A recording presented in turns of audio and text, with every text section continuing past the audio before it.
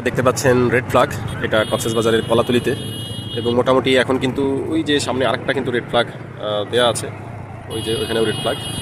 তো এ পাশেও দেখেন, ওইদিকেও কিন্তু সমুদ্রের পাশে কিন্তু রেড ফ্ল্যাগ দেওয়া আছে, সব জায়গায় কিন্তু রেড ফ্ল্যাগ। এখানে রেড ফ্ল্যাগে যে কথাটা লেখা আছে সেটা হচ্ছে বিপজ্জনক এলাকা, এবং একটা ইয়ার চিহ্ন দেওয়া আছে, আমি আপনাদেরকে এটা দেখাচ্ছি। তো এটা কিন্তু সবসময় যে এখন বিপজ্জনক হয়ে থাকে ব্যাপারটা কিন্তু এমন না। এটা কেন বিপজ্জনক এই মুহূর্তে এটা একটু বলি। এই যে দেখেন, যে এই যে খাতটা যে তৈরি হয়েছে, দেখেন ওই পাশে কিন্তু কোনো মানে কি নাই, মানে গর্ত নেই। গর্ত কিন্তু জাস্ট এখানে এই যে মানুষজন কিন্তু এর মধ্যে মানে গর্তগুলো যে আসলে ছোট তাও কিন্তু নয়। এখানে দেখেন বড় বড় মানুষ কিন্তু এখানে আর কি বসে থাকতে পারতেছে বা সাঁতার কাটতে পারতেছে, এইরকম খাত এখানে কিন্তু তৈরি হয়েছে। তো যখন জোয়ার থাকে তখন মূলত মানে এই গর্তগুলো তৈরি হয় বিভিন্নভাবে, প্রাকৃতিকভাবে। এগুলো আসলে ওই রিপ কারেন্টের কারণে বা বিপরীত স্রোত বা উল্টা স্রোতের কারণে আসলে তৈরি হয়ে থাকে।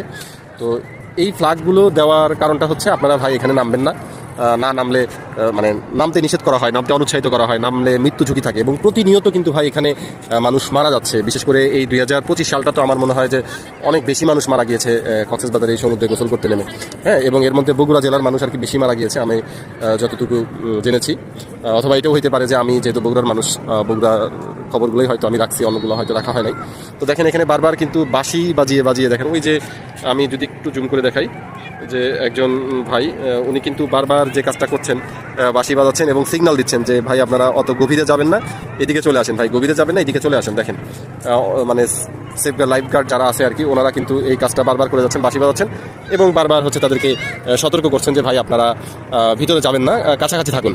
কিন্তু এর সত্ত্বেও কিন্তু যারা পর্যটক, অতি উৎসাহী পর্যটক, মূলত এরাই মারা যায়। এরা কিন্তু কথা শোনে না, তারা মনে করে যে আরে কি হবে, আমি তো সাঁতার পারি। তো এই চিন্তা করার মাধ্যমে তারা কিন্তু ভিতর দিকে চলে যায় এবং অবশেষে তারা কিন্তু মৃত্যুর দিকে ধাবিত হয়। তো এখানে আপনারা বলতে পারেন যে প্রশাসনের দায়িত্ব কি শুধুমাত্র একটা ফ্ল্যাগ টাঙানো পর্যন্তই শেষ? দেখেন ভাই, আমরা এখানে পর্যটন পুলিশ যারা আছে, এখানে যদি তারা আটকাতে চায় তাহলে পর্যটন পুলিশকে লাঠিচার্জ করতে হবে। আমি যেটা দেখেছি যে তারা মুখে বললে আসলে পর্যটক যারা আছে তারা কিন্তু আসলে শোনেন না। হ্যাঁ, পুলিশকে হয়তো বা লাঠিচার্জ করতে হবে, তখন কিন্তু এটা আবার পুলিশের চাকরি নিয়ে টানাটানি বেঁধে যাবে। অথবা এতজন মানুষকে, হ্যাঁ কলাতলিতে মানুষজন কিন্তু কম থাকে, সুগন্ধাতে সবচেয়ে বেশি থাকে। তো কলাতলিতে তাও দেখতে পাচ্ছেন কত মানুষ, তো এতগুলা পুলিশ কি ভাই আসলে নিয়োগ করা পসিবল?